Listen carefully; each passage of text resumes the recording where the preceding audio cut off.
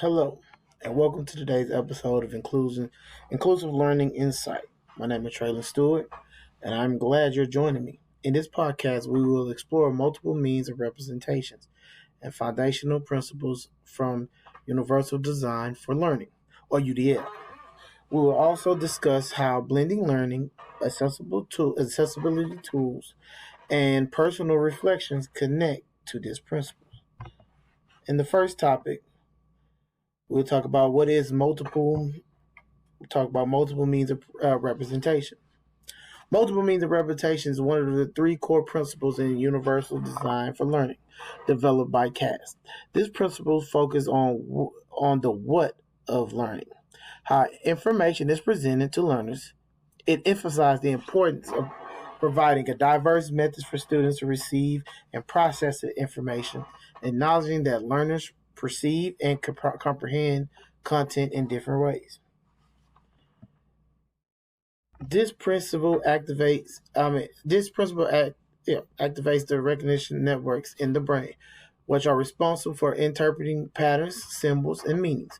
By offering varied ways of presenting information, educators can reduce barriers and support all types of learning.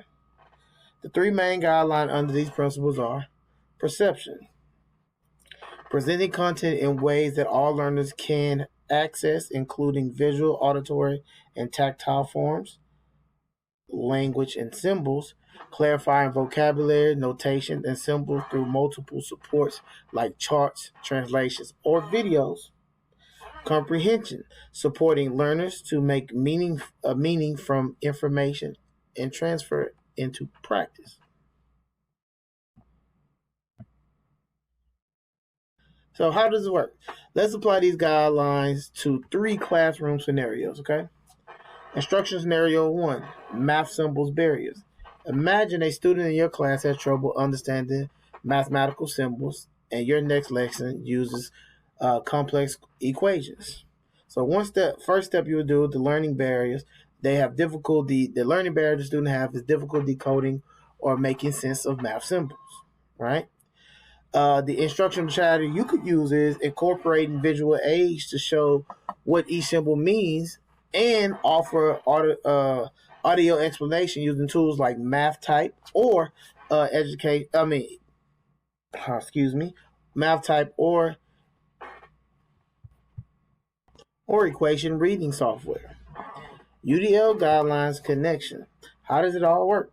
This How does it connect with one another? Let me scroll down. Give me.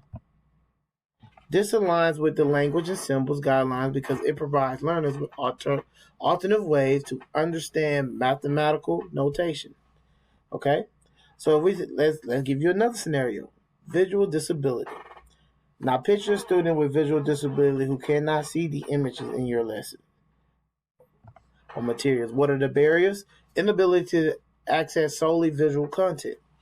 What will we do? Instructional strategies. We'll provide alternate text for all images to ensure documents work with screen readers and offer verbal descriptions during presentations. Okay. The UIL guidelines connection. How does this connect with each other? This supports the perception guidelines by ensuring information is available through accessible sensory channels. Or we look at instruction scenario three, identifying key information. Lastly, consider a learner who has difficulty determining which part of the lesson are most important. What are the learning barriers?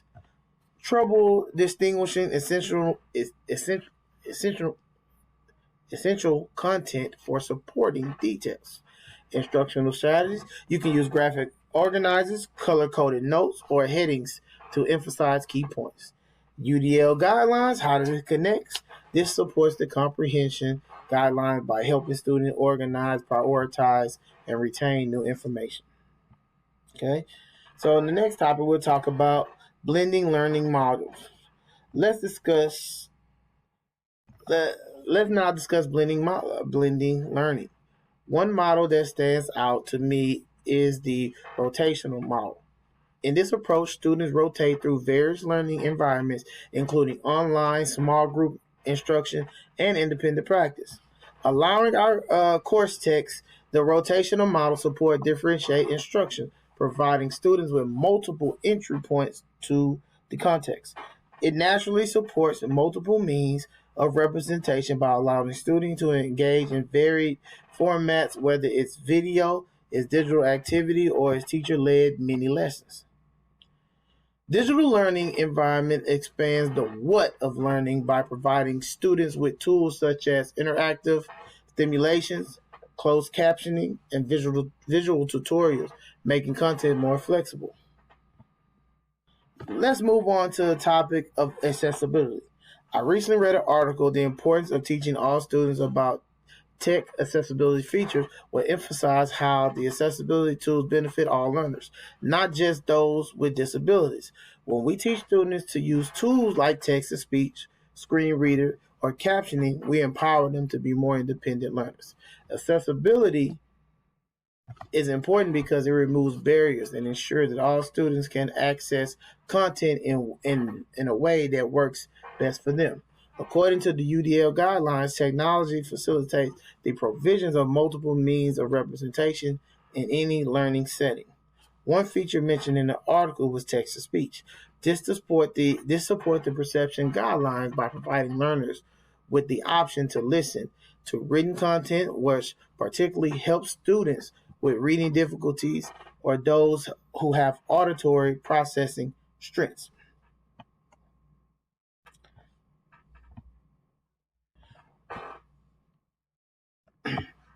One of the most impactful things I've learned about multiple means of representation is the critical importance of flexibility and supporting equality.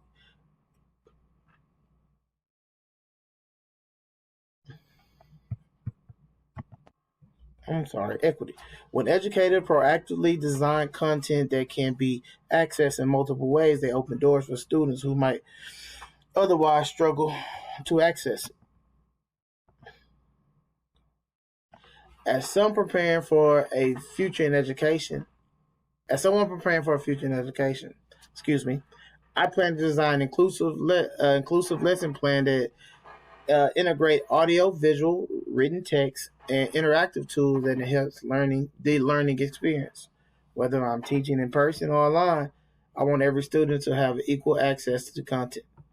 As a learner myself, I've noticed that I retain information better when I see it, hear it, and interact with it. For example, combining video tutorials with a written guide helps me understand and remember new concepts more clearly. Multiple means of representation isn't just helpful; it is essential for long for lifelong learning. In conclusion, thank you for joining me on my episode in Inclusive Learning Insights. I hope you learn more about the power of representation in education and how it helps create more inclusive, accessible, and effective learning environment for everyone. And until next time, I'm Traylon Stewart, and I encourage you to continue learning, innovating, and including. Thank you for your time.